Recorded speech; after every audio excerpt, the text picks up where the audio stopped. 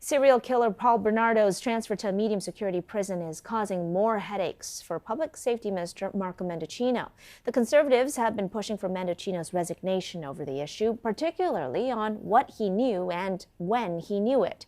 Newly released documents show the head of Canada's federal prison system asked senior bureaucrats whether they told Mendicino's office about the move.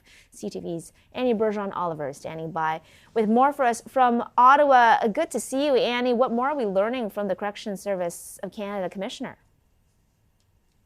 Hi, Lois. So the information that we're going to just chat about has been released by the Canadian press, and they're reporting on access to information documents that provide some insight about the back and forth that was going on between federal departments, public safety, and the corrections. So, the backstory of this is that Minister Mendicino did not know about the transfer of Bernardo until basically it happened. He learned after the Prime Minister, in fact. And what's interesting here is that these notes show this sort of back and forth between these officials. The commissioner sending a note in March to the department, specifically to the deputy minister and assistant deputy minister of public safety, saying in an email that had the headline "High Profile Offender," that was the title of that email.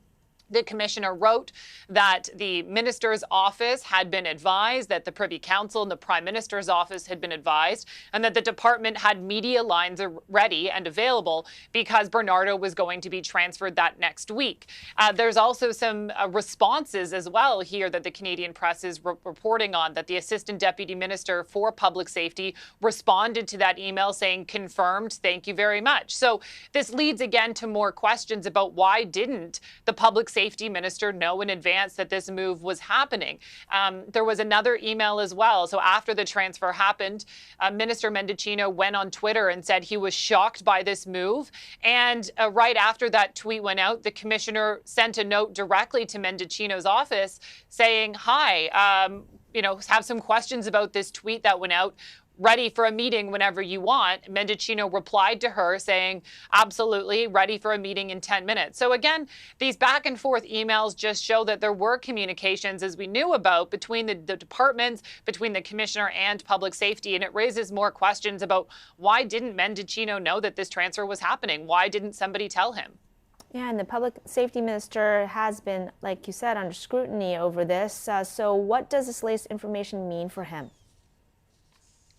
Well, it's bad in a sense because it means that people are talking about this issue all over again. It's back in the headlines, which is not good for Mendicino. It means that he's under more pressure, more scrutiny. Mendicino says that he should have been notified and that corrective steps have been taken to ensure that this sort of thing doesn't happen again. But what these emails that the Canadian press is reporting about show is that there were high-level bureaucrats in his department who knew that this transfer was happening. There were people in PCO that knew this was happening. So why didn't any of those people take it up to the minister's office? We also see the headlines in some of these emails, "High profile offender."